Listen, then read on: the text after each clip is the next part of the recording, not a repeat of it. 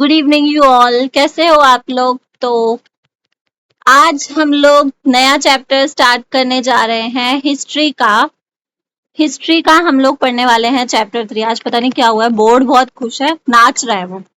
ठीक है, तो हिस्ट्री का चैप्टर 3 हम लोग स्टार्ट करने जा रहे हैं। और मैं दोबारा आपको याद दिला दूं कि आपको कुछ नहीं रटना है, आपको बस समझना है। अगर मैं ऑनेस्टली बोलूं तो मुझे हिस्ट्री बहुत पसंद है और आप लोगों को भी पसंद था ना। बचपन में कैसे कितनी सारी स्टोरियां सुनते थे, राजा महाराजा, जंगलों के बारे में, पंचतंत्रों के बारे में। तो वही तो है हिस्ट्री। अब क्यों आप लोगों का इंटरेस्ट कम हो गया है? अब क्यों आप लोगों को ये एक बोरिंग है, रट्टू वाला सब्जेक्ट लगता है? सच बताऊं तो पता है क्यों लगता है? क्योंकि आप ही लोगों ने हिस्ट्री को बोरिंग बनाया। क्योंकि आपको लगता है कि अब तो इसमें राजाओं के नाम आ गए, अब हमें इनको रटना पड़ेगा, हमें इनको याद करना पड़ेगा। ऐसा कुछ नहीं है। जब आप कोई स्टोरी ना इंटरेस्ट के साथ सुनते हैं, इंटरेस्ट के साथ देखते हैं, उसे समझते हैं, तो आपको कुछ भी नहीं रटने की जरूरत होती, वो सब कुछ आपके दिमाग में बैठ जाता है। ठीक है, तो मेरी यही कोशिश है कि मैं वो चीजें आपके दिमाग में बिठा पाऊं और ये जो आपके रटने का पहाड़ है इसको थोड़ा सा कम कर पाऊं या फिर मिटा ही दूं ताकि आपको रटना ना पड़े। तो स्टार्ट करते हैं। आपके चैप्टर का नाम है kingship, caste and classes. Okay, let me tell you, this chapter is going to be so interesting for you. ये वाला जो चैप्टर है ना, ये इतना ज्यादा इंटरेस्टिंग है कि जब मैं स्कूल में थी ना, मेरा ये फेवरेट चैप्टर था। इंटरेस्टिंग क्यों है? हमें कौन सी चीजें इंटरेस्टिंग लगती हैं? जो चीजें हम रिलेट कर पाते हैं, जिन चीजों के बारे में हम लोग और जानना चाहते हैं, ये वो वाला चैप्टर है जिसके बारे में आपको बहुत सारी चीजें जानने को मिलेंगी, सोसाइटी के बारे में जानने को मिलेंगी। ठीक है, तो स्टार्ट करते हैं बिना देरी करे।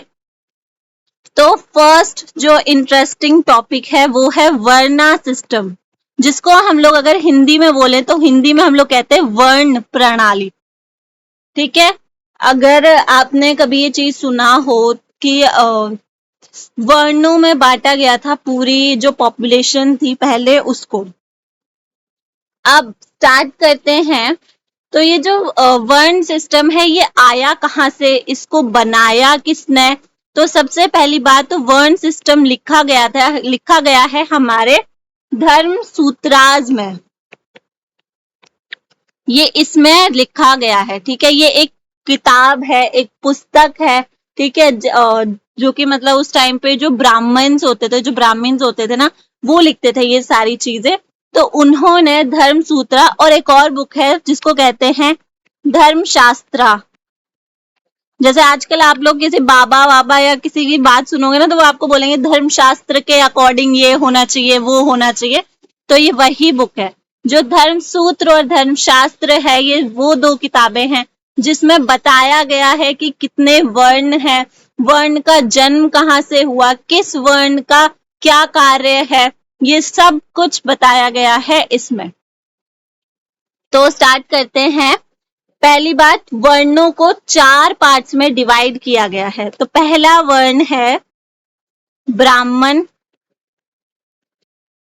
सेकंड वर्ण है क्षत्रिय,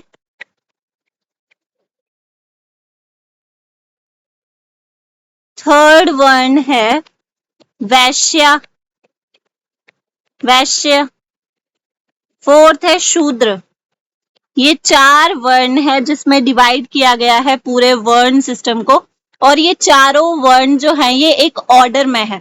ऑर्डर का क्या मतलब है कि जो ब्राह्मण है उनका पद सबसे ज्यादा ऊंचा है, उसके बाद क्षत्रिय आते हैं, उसके बाद वैश्य आते हैं, उसके बाद शूद्र आते हैं। ये मेरा कहना नहीं है, ये बुक का कहना है। ठीक है, तो कंफ्यूज मत होना। ये सारी चीजें धर्मशास्त्र और धर्मसूत्र में लिखी गई हैं। अब ब्राह्मणों को सबसे ऊंचा स्थान क्यों दिया गया? क्योंकि ब्राह्मणों ने खुद लिखा है ना यार, कोई अपना स्थान सबसे नीचे क्यों रखेगा?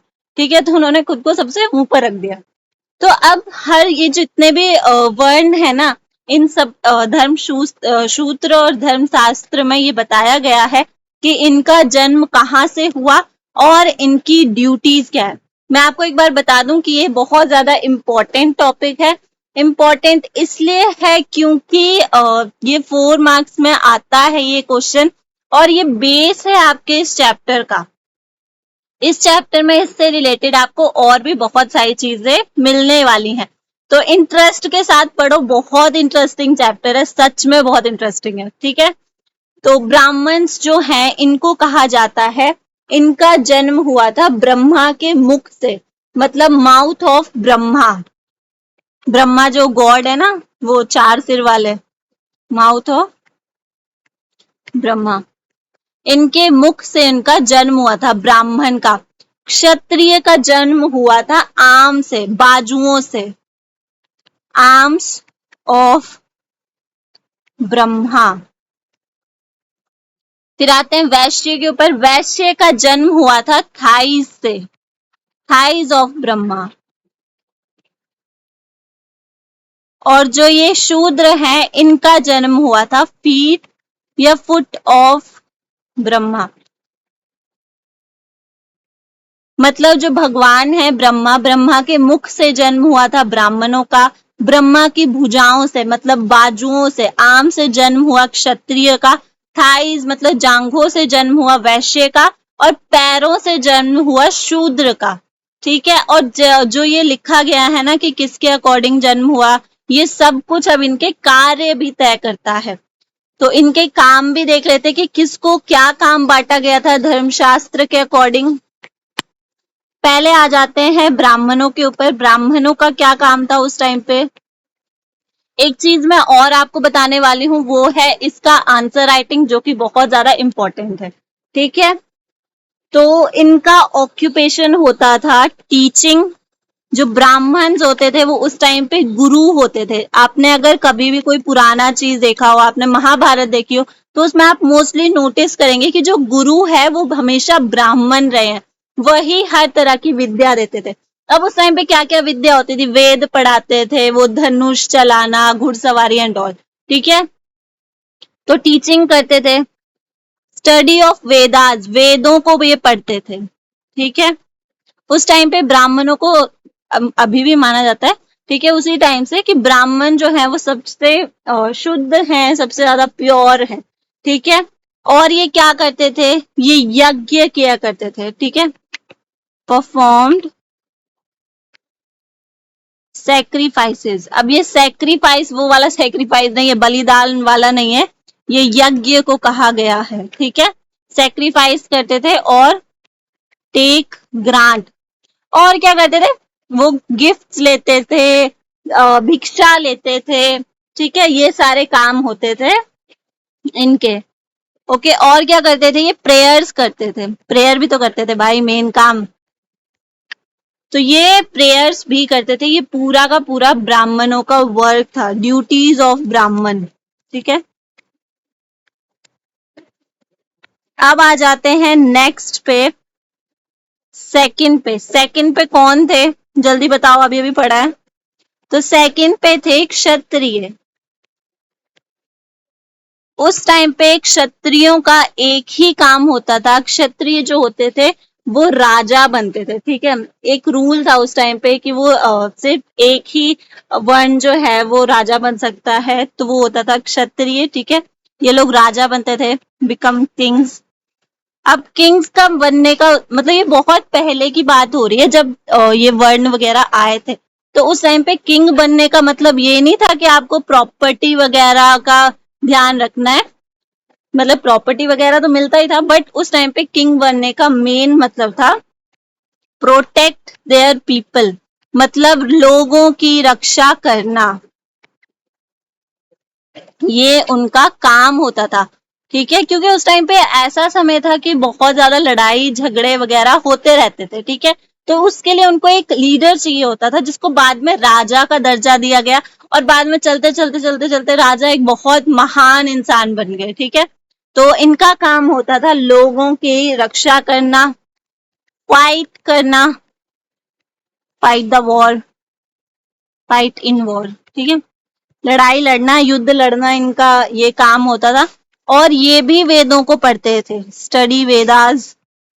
मैं नोट्स लिखवा रही हूँ, ठीक है, ये सब शॉर्ट में है, ये आपको अच्छे से एक्सप्लेन करके लिखना है। ठीक है, ये भी वेदों को पढ़ते थे और परफॉर्म सेक्रीफाइसेस।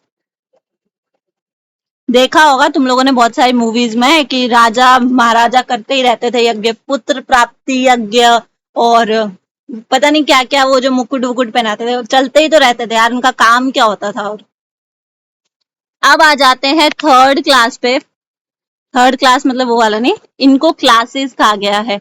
इसको फर्स्ट क्लास कहा गया है, ये सेकंड क्लास है, ये थर्ड क्लास है। थर्ड क्लास में आते हैं वैश्य। ठीक है, अब इनका क्या काम होता था, तो मेनली जो मेन इंसान जो थे ना इन चारों में, वो वैश्य थे, क्योंकि पूरी सोसाइटी को यही चला रहे थे। अब यही क्यों चला रहे थे, ये करते थे एग्रीकल्चर। अब इंसान खाएगा नहीं तो क्या ब्राह्मण क्या क्षत्रिय कैसे जिंदा रहेगा।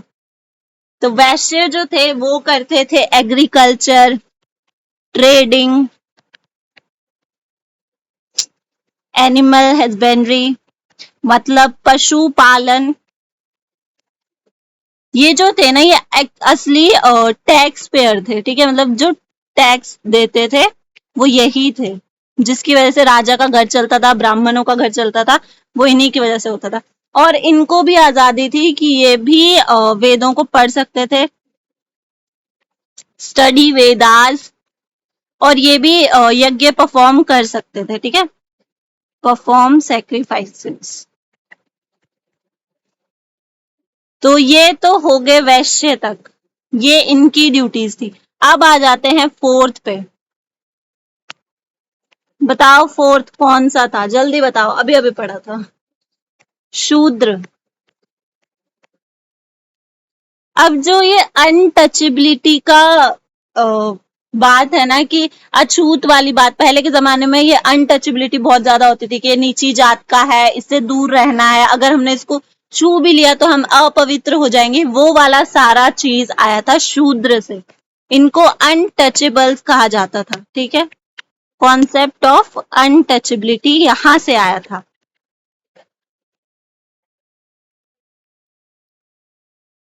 जो शूद्र थे इनको कुछ भी काम नहीं दिया गया था, इनका सिर्फ एक ही काम था कि इनको अपर थ्री क्लासेस को सर्व करना होता था।